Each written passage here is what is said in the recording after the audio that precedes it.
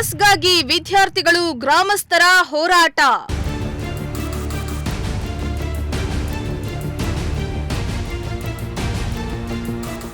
ಬಸ್ಗಳಿಲ್ಲದೆ ವಿದ್ಯಾರ್ಥಿಗಳು ಶಾಲೆಗೆ ಗೈರು.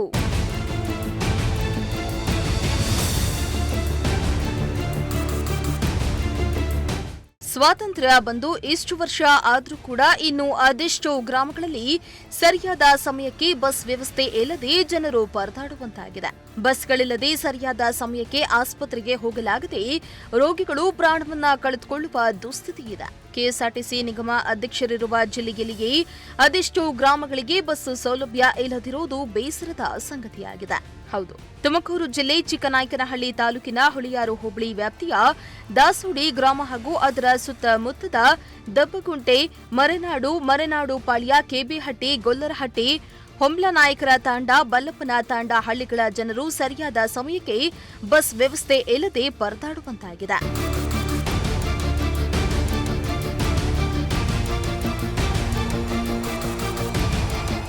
ಈ ಗ್ರಾಮದ ಶಾಲಾ ಮಕ್ಕಳು ನಿತ್ಯ ದೂರದ ಊರಿನಲ್ಲಿರೋ ಶಾಲಾ ಕಾಲೇಜುಗಳಿಗೆ ಹೋಗಬೇಕಾಗಿದ್ದು, ಸರ್ಕಾರಿ ಬಸ್ಗಳಿಲ್ಲದೆ ನಿತ್ಯ ಆಟೋಗಳಲ್ಲಿ ಅಪಾಯದಲ್ಲಿ ಹೋಗ್ತಿದ್ದಾರೆ. 10 ರಿಂದ 15 ಮಂದಿ ಶಾಲಾ ಮಕ್ಕಳು ಒಂದೇ ಆಟೋದಲ್ಲಿ ನೇತಾಡ್ಕೊಂಡು ಹೋಗ್ತಾ ಇದ್ದು, ಅದೆಷ್ಟೋ ವಿದ್ಯಾರ್ಥಿಗಳು ಬಿದ್ದು ಗಾಯ ಮಾಡಿಕೊಂಡಿರೋ ಘಟನೆ ಕೂಡ ನಡೆದಿದೆ. ಇನ್ನು ಸರಿಯಾದ ಸಮಯಕ್ಕೆ ಬಸ್ ವ್ಯವಸ್ಥೆ ಇಲ್ಲದಿರುವುದರಿಂದ ಮಕ್ಕಳು ತಡವಾಗಿ ಶಾಲೆಗೆ ಹೋಗ್ತಿದ್ದಾರೆ. ಕೆಲವು ವಿದ್ಯಾರ್ಥಿಗಳು ಶಾಲೆಗೆ ಗೈರಾಗ್ತಾ ಇರೋದು ಕೂಡ ಕಂಡು ಬರ್ತಾ ಇದೆ. ಇಲ್ಲಿ ಹಿಂದೆ ಆಟೋದಲ್ಲಿ ಹೋಗ್ಬೇಕಾದ್ರೆ ಯಾರಿಗಾದ್ರೂ ಅಪಘಾತ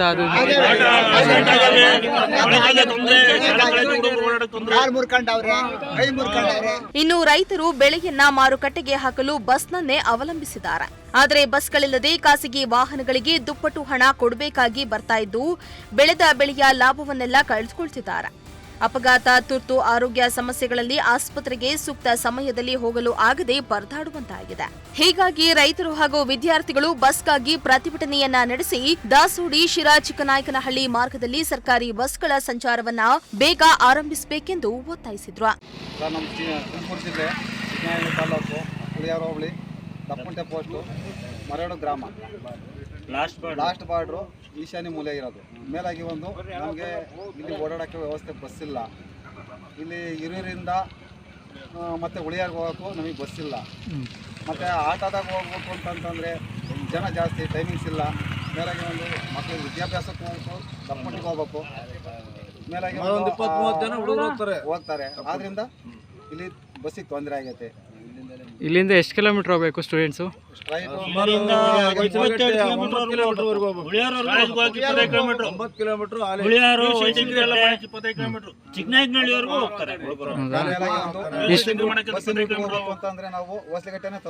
ಎಷ್ಟು ವರ್ಷದಿಂದ ಬಸ್ ಇಲ್ಲ ನಿಮ್ಗೆ?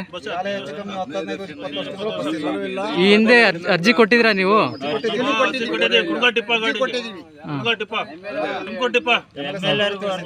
ಅವ್ರು ನಿಮ್ಗೆ ಸ್ಪಂದಿಸಿಲ್ವ? ಅವರು ಕಾನೂನು ಸಚಿವರಾದಂಥ ಮಾಧುಸ್ವಾಮಿ ಗ್ರಾಮಕ್ಕೆ ಬಂದಿದ್ರು. ಮಾಧುಸ್ವಾಮಿಗೂ ತಿಳಿಸಿವಿ. ಆದರೆ ಅವರು ಡೀಸೆಲ್ ಹಾಕೊಂಡು ನೀವು ಬಸ್ ಕೊಡ್ತೀವಿ, ಡೀಸೆಲ್ ಹಾಕೊಂಡು ಓಡಿಸ್ರಿ ಅಂತ ಹೇಳಿದ್ರು. ಕಲೆಕ್ಷನ್ ಆಗಲ್ಲ, ಹಾಗೆ ಹೀಗೆ ಅಂತ ಎಲ್ಲ ಹೇಳ್ತಾರೆ ಕೇಳಿದ್ರಿ. ಆದ್ರಿಂದ ಈಗ ನಮಗೆ ಬಸ್ಸಿನ ವ್ಯವಸ್ಥೆ ಕಮ್ಮಿ. ಮೇಲಾಗಿ ಒಂದು ಕುಡಿಯೋ ನೀರಿಂದೊಂದು, ಫಿಲ್ಟರ್ ನೀರಿಂದೊಂದು, ಅದೊಂದು ತೊಂದರೆ. ಇಲ್ಲಿಂದ ನಾವು ಬಾಳ್ಯ ಹೋಗ್ಬೇಕು, ಇಲ್ಲ ದಪ್ಪುಂಟ್ಗೆ ಹೋಗ್ಬೇಕು, ಇಲ್ಲ ದಸುಡ್ಗೆ ಹೋಗ್ಬೇಕು. ನಮ್ಮೊಳಗೆ ಒಂದು ಗೌರ್ಮೆಂಟ್ ಹಾಕಿದ್ರೆ ಹುಡುಗರಿಗೆ ಸಾಲ ಮಕ್ಕಳಿಗೆಲ್ಲ ಅನುಕೂಲ. 4:30-5 ಗಂಟೆಗೆ ನಮ್ಗೆ ಆ ಕಡೆಯಿಂದ ಬಂದ್ರೆ ಉಳಿಯಾರ್ ಕಡೆಯಿಂದ ನಮ್ಗೆ ಅನುಕೂಲತೆ ಇರುತ್ತೆ. ಆಮೇಲೆ ಬಸ್ಸಿನ ರೂಟ್ ಇದೆ, ದಸುಡಿ ಬಾಗ್ ಬತ್ತ ಬಸ್ಸು ಬರಲ್ಲ ಅಂತ ಹೇಳಲ್ಲ. ಗೌರ್ಮೆಂಟ್ ಬಂದ ನೇರವಾಗಿ ಈ ಕಡೆ ಒಂದು 7-8 ಹಳ್ಳಿ ನಮಗೆ ಭಾರಿ ತುರ್ತು ಪರಿಸ್ಥಿತಿ ಐತಿ. ನೋಡ್ರಿ ಎಲ್ಲ ಮಕ್ಕಳನ್ನೆಲ್ಲ ಇದ್ರಾಗ ಬೈಕ್ನಾಗ ಹೋಗೋದು, ಯಾರನ್ನ ಬೇಡ್ಕೊಂಡು ಹೋಗೋದು. ಆಮೇಲೆ ಕಾರ್ಮೆಂಟ್ ವಾಹನಗಳು ಬರ್ತಾವ್ರು, ಪ್ರೈವೇಟ್ ಸಲ ಮಾಡಲ್ಲ. ಮಕ್ಕಳು ಭಾರಿ ತೊಂದ್ರೆ. ಆ ಕಡೆ ಬರ್ಬೇಕು, 20 ಜನ ಮಕ್ಕಳು ಬರ್ತಾರೆ. ಈಗ ಅಟ್ಲೀಸ್ಟ್ ನಮಗೆ ಅಟ್ಲೀಸ್ಟ್ ಬೇಕಾಗಿರೋದು ನಮ್ಗೆ ಗೌರ್ಮೆಂಟ್ ವಾಹನ ನಮಗೆ ಬೇಕೇ ಬೇಕು, ಕಡ್ಡಾಯವಾಗಿ ಬೇಕು. ಇದು ನಿಮ್ಮ ಕಡೆಯಿಂದ ಆಗುತ್ತೆ ಅಂತ ನಾವು ನಂಬಿದೀವಿ. ಮಾಡ್ಕೊಡ್ರಿ. ಹಿರಿಯೂರು ಮಾರ್ಕೆಟ್ 40 ಕಿಲೋಮೀಟರ್, 4,500 ಬಾಡಿಗೆ ಕೇಳ್ತಾರೆ. ಹಿರಿಯೂರು ಮಾರ್ಕೆಟ್ ಹೋಬಳಿ ಮಾಡ್ತಾ 2,000 ಕೇಳ್ತಾರೆ ಬಾಡಿಗೆನ. 3,000 ಕೇಳ್ತಾರೆ ಬಾಡಿಗೆ. ರೈತರ ನೀವು? ನಾವು ಒಂದು ಮೆಣಸಿನಕಾಯಿ ಬೆಳೆ, ಈರುಳ್ಳಿ ಬೆಳಿಬೇಕು ಅಂದ್ರೆ ಬೆಂಗಳೂರಿಗೆ ಹೋಗ್ಬೇಕು. 200 ಕಿಲೋಮೀಟರ್ ಬೆಂಗಳೂರು. ಇಲ್ಲಿಂದ ಎಷ್ಟು ಅಂತಾರೆ ಬಾಡಿಗೆ? ಇಲ್ಲಿಂದ ಶಿರಾ 3,500 ತಂತಾರೆ. 3,500. 8:30 ರಿಂದ 10:00 ತನಕ ಬಸ್ಸು. ಗೌರ್ಮೆಂಟ್ ಬಸ್ ಕಾಲೇಜ್ಗೆ ಹೋಗೋಕೆ ತೊಂದರೆ ಆಗ್ತೈತೆ. 30 ಕಿಲೋಮೀಟರ್ ಹೋಗ್ಬೇಕು ಕಾಲೇಜ್ಗೆ ಹೋಗಕ್ಕೆ. First year second year degree ಹೋಗಕ್ಕೆ ಮಕ್ಕಳು ಹೆಣ್ಮಕ್ಳು ಹೋಗಕ್ಕೆ ತುಂಬ ಕಷ್ಟ. ಹೆಣ್ಮಕ್ಳು ಕಳ್ಸೋದೇ ಕಷ್ಟ ಆಗ್ಬಿಟ್ಟಿದೆ ಕಾಲೇಜ್ಗೆ ಹೋಗಕ್ಕೆ.